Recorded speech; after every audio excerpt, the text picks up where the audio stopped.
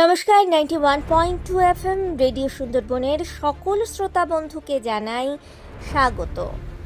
মাননীয় মুখ্যমন্ত্রী মমতা বন্দ্যোপাধ্যায়ের উদ্যোগে গত 13 সেপ্টেম্বর থেকে টাকি পৌর সাংস্কৃতিক মঞ্চে শুরু হলো 5 দিন ব্যাপী নাট্য প্রশিক্ষণ আবাসিক শিবির।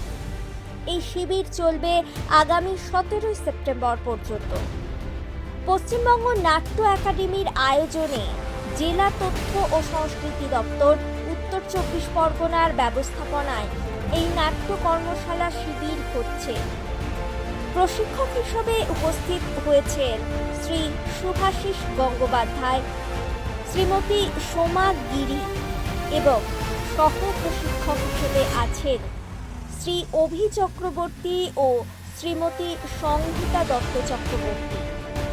শিক্ষার্থীদের মনোযোগ ও আগ্রহের সঙ্গে কাজ করা এই শিবিরকে সাফল্যমণ্ডিত করে তুলবে। নমস্কার।